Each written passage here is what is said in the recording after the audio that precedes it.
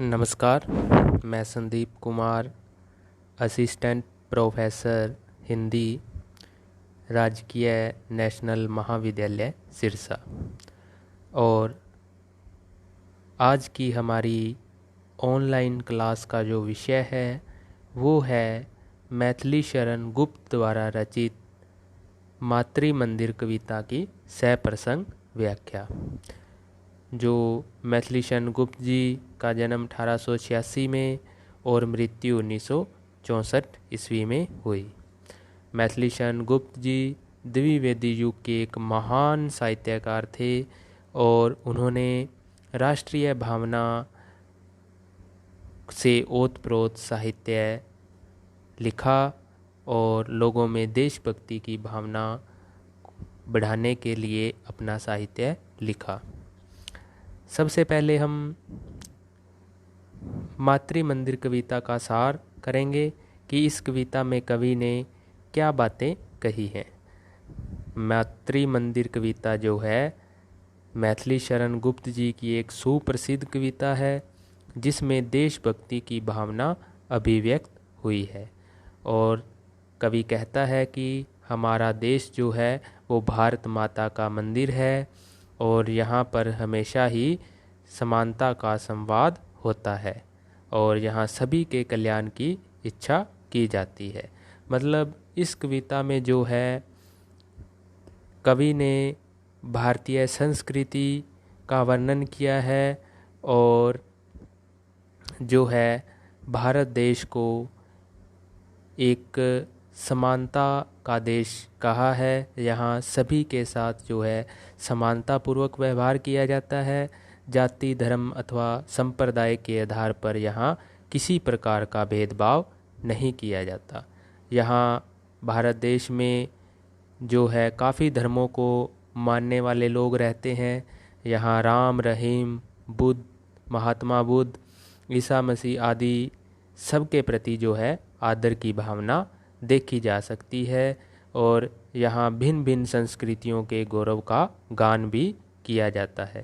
तो लेखक ने भारत देश की महिमा का गुणगान करते हुए भारतीय संस्कृति, भारतीय धर्म का जो है सफल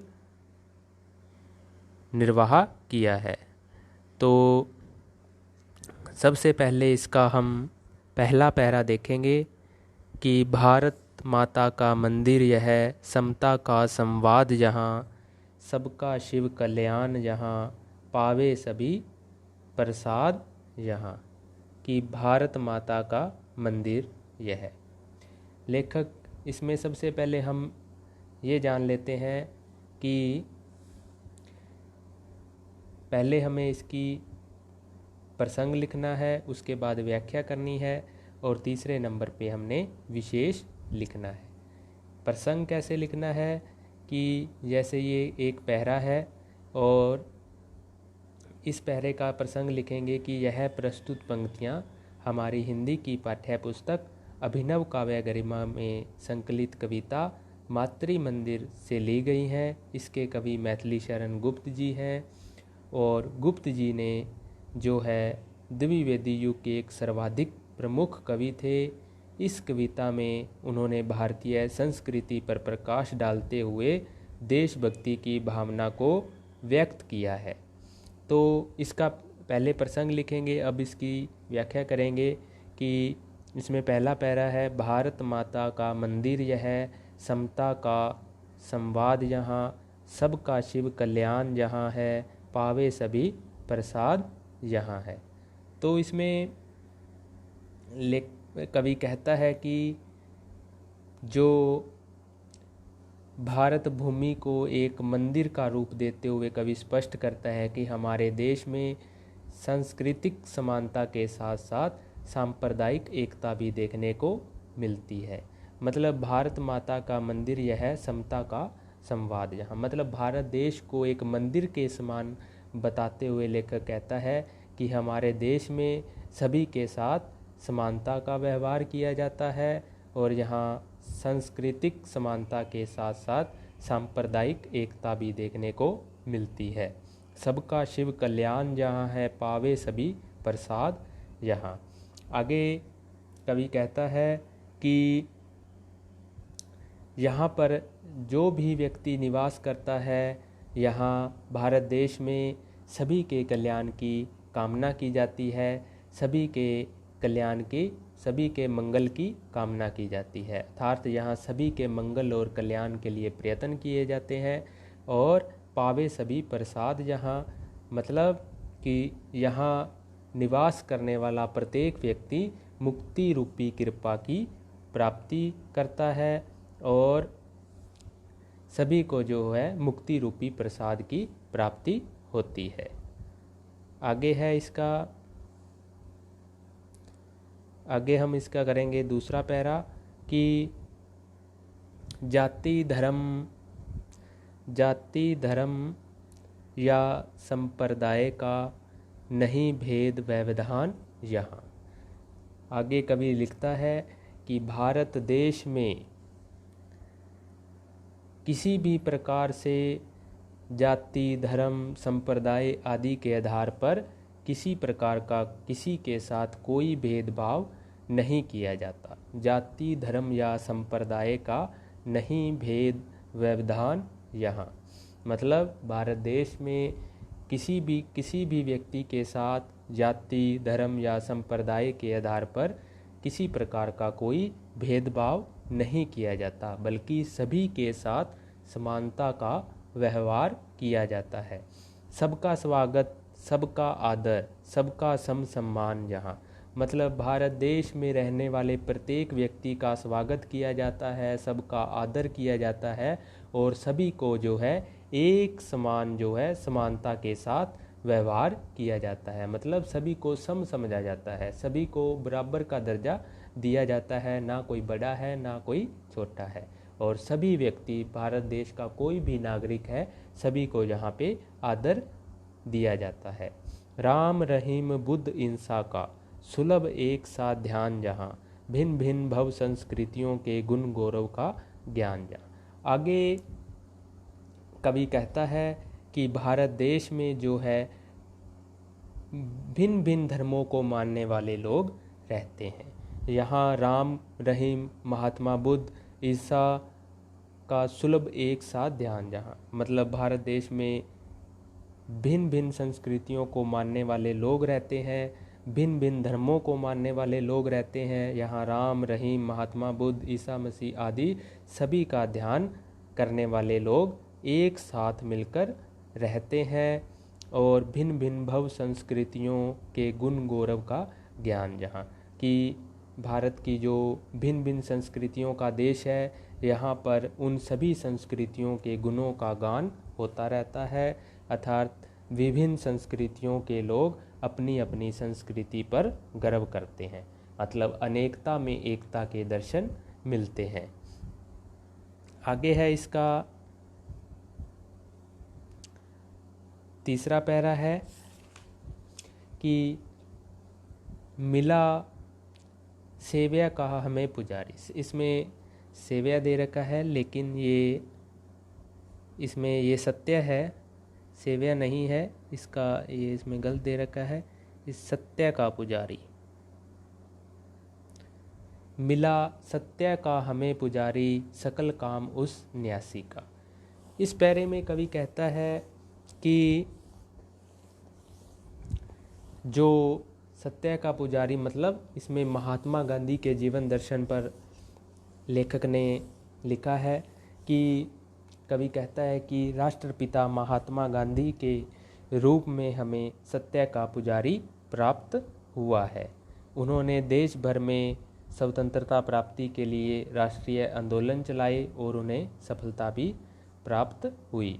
मतलब सकल काम उस न्यासी का, मिला सत्य का हमें पुजारी, सकल काम उस न्यासी का, कि महात्मा गांधी के रूप में भारत देश को सत्य का पुजारी मिला और सकल काम मतलब कि उसके जो भी उन्होंने स्वतंत्रता संग्राम में जो भी आंदोलन चलाए, राष्ट्रीय आंदोलन चलाए, उन्हें उन सभी आंदोलनों में सफलता भी प्राप्त हुई।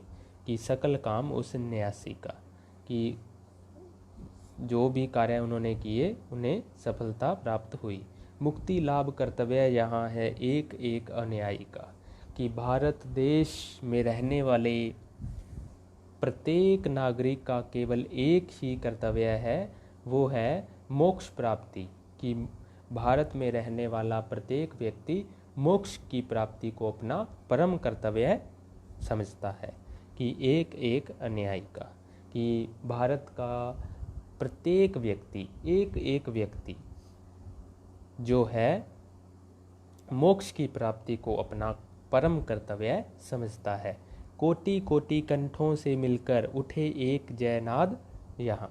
आगे इसमें कवि कहता है कि भारत के कोटि कोटि का अर्थ होता है कि करोड़ों, कोटि कोटि कंठों से मिलकर, कि करोड़ों कंठों से मिलकर उठे एक जयनाद यहाँ। जयनाद का अर्थ होता है विजय का स्वर, कि जयनाद का अर्थ होता है विजय का स्वर, और कोटि कोटि का अर्थ होता है करोड़ों कंठों से मिलकर। कि कोटि कोटि कंठों से मिलकर उठे एक जयनाद यहाँ। कि भारत देश में करोड़ों निवासियों के कंठों से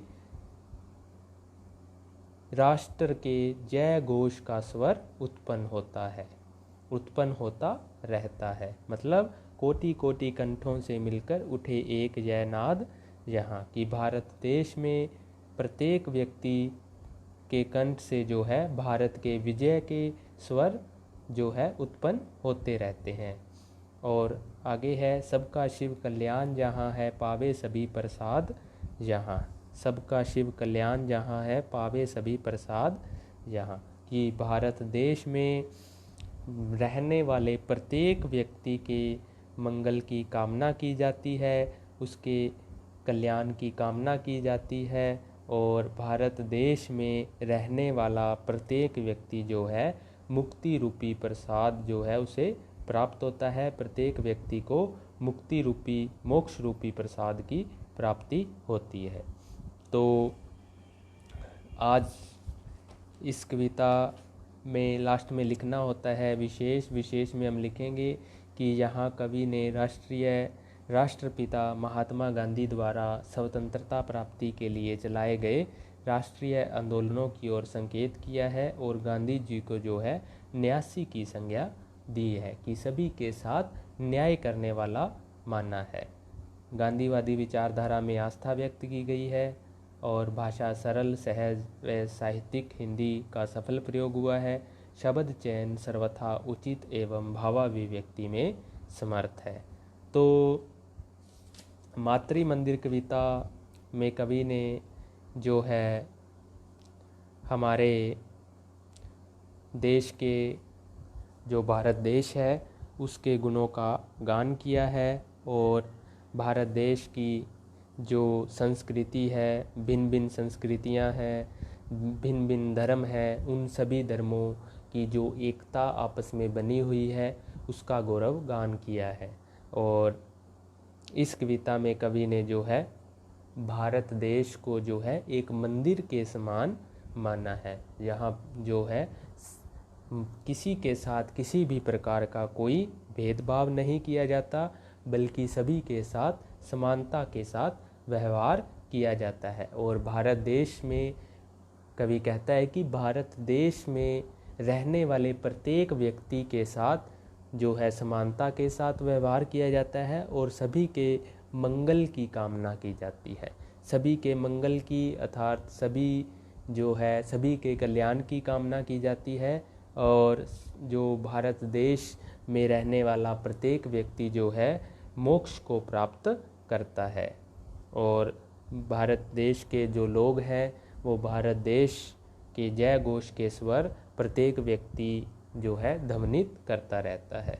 तो इस कविता मातृ मंदिर कविता जो है वो देशभक्ति की भावना से ओतप्रोत है, और इस कविता में कवि ने भारत देश के गुणों का गान किया है। और मैथिली शरण गुप्त जी को राष्ट्रवादी कवि के नाम से भी जाना जाता है, क्योंकि उन्होंने जो है राष्ट्रीय भावना, लोगों में राष्ट्रीय भावना पैदा करने के लिए काफ़ी साहित्य लिखा, और उनका जो एक रचना थी भारत भारती, जो राष्ट्रीय भावना के ओतप्रोत होने के कारण अंग्रेजी सरकार ने उस पर रोक लगा दी थी। तो इस कविता में कवि ने, मातृ मंदिर कविता में, लोगों में देशभक्ति की भावना और भारतीय जो भारत देश है उसकी महिमा का गुणगान किया है। हमारी ये कविता आज कंप्लीट हो चुकी है। हमारी ऑनलाइन क्लास का आज पहला दिन है। सभी को बहुत बहुत शुभकामनाएं। धन्यवाद।